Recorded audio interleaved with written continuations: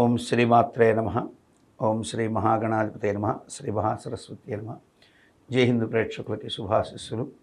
అమ్మవారి అనుగ్రహంతో ఈ వారం మీకు అత్యంత శుభస్కరమైన ఫలితాలు ఆ పార్వతీ పరమేశ్వరుల దయ వల్ల ప్రాప్తించాలని మనస్ఫూర్తిగా కోరుకుంటూ ఈ వారం 17వ తారీఖు మే నెల 2024 శుక్రవారం నుంచి 24/5/2024 శుక్రవారం వరకు ఉన్నటువంటి గ్రహస్థితిని మనం గమనించుకొని చూసినట్లయితే మకర రాశిని చూసినట్లయితే మకర రాశిలోని వారికి ఈ వారం ఆర్థిక ఆరోగ్య విషయాల్లో యోగం కలుగుతుంది. వార ప్రారంభం నుంచే శుభాలు వెళ్తూ ఉంటాయి.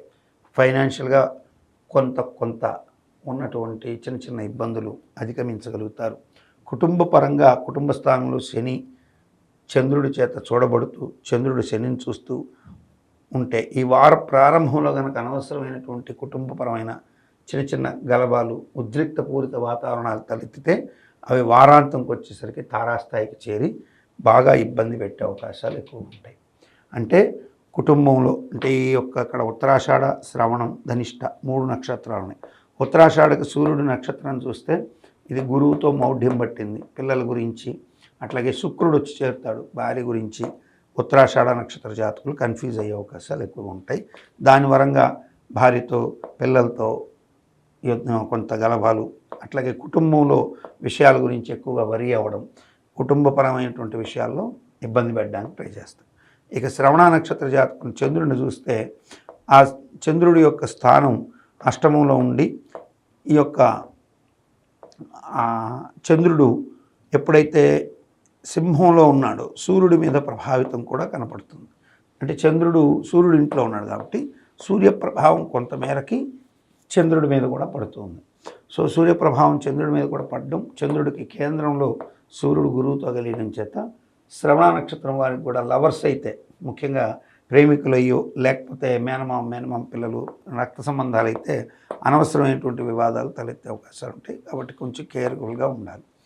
ఇక అట్లాగే సంబంధ బాంధవ్యాలు బలపడిన సంబంధ బాంధవ్యాలు కూడా బీటలు పడేటువంటి అవకాశాలు ఉంటాయి. పార్ట్నర్స్ మీద అంటే పరస్పరం భాగస్వాముల మీద నమ్మకం లేనటువంటి ఒక అనవసరమైనటువంటి స్థితులు కొన్ని కలిగేదానికి కూడా కారణమవుతుంది. ఇక ధనిష్ట నక్షత్రం చూసినట్లయితే ధనిష్ట నక్షత్ర జాతకులకి కుజుడైనాడు. ఆ కుజుడు ఇక్కడ గురువింట్లో ఉండి గురువు సూర్యుడితోనే మౌఢ్యం పట్టాడు. సో ఏతావత ఇక్కడ సప్తమ స్థానాధిపతి చంద్రుడు అవ్వడం, అష్టమాధిపతి సూర్యుడు అవ్వడం, వీరిరువురు శుక్రుడితో వెళ్ళడం వల్ల ఇక్కడ ఉన్నటువంటి వాళ్ళు ఈ వారం భార్యాభర్తల సంబంధ బాంధవ్యాల విషయంలో అట్లాగే మీరు నూతనంగా ఏర్పరచుకున్నటువంటి వివాహ సంబంధ బాంధవ్యాలు నిశ్చితార్థాలు అట్లాగే వివాహం చేసుకోవాలనుకుంటూ భార్యాభర్తలు అవ్వాలనుకుంటూ మాట్లాడుకుంటూ ఉంటారు. ఇటువంటి వాటిల్లో అపశృతులు జరిగే అవకాశాలు ఉంటాయి. కాబట్టి చాలా కేర్ఫుల్గా ఉండాలి. శని దృష్టి యొక్క లాభం మీద ఉండడం వల్ల కుటుంబాధీనంలో ఉన్నటువంటి వాడు లాభాన్ని చూస్తున్నాడు, కుటుంబ లాభాన్ని చెడగొట్టడానికి ప్రయత్నిస్తాడు. కాబట్టి కేర్ఫుల్గా ఉండండి. శని ఇరు కుజక్షేత్రాల మీద దృష్టి కలిగి ఉన్నాడు కాబట్టి ధనిష్ట నక్షత్రం వాళ్ళు కూడా అందుకనే సఫర్ అవుతున్నారు. కాబట్టి ఈ రాశిలో వాళ్ళు ధనం విషయంలో చిన్న చిన్న ఒత్తిడులు ఉన్న అధిగమించే అవకాశాలు ఉంటాయి. కానీ కుటుంబ లాభాలు చెడిపోతున్నాయి కాబట్టి జాగ్రత్త పడాల్సింది ఉంది. సో దీనికి సొల్యూషన్ ఏంటి? లక్ష్మీనారాయణ పూజ, శివపార్వతుల పూజ. ఈ 2 పూజలు చేసుకుంటే అంటే గౌరీ శంకర పూజ చేసుకోవడం శివపార్వతులకి అట్లాగే లక్ష్మీనారాయణకి ఈ 2 చేసుకుంటే ఈ వారం శుభంగా ఉండే అవకాశాలు ఎక్కువగా ఉంటాయి.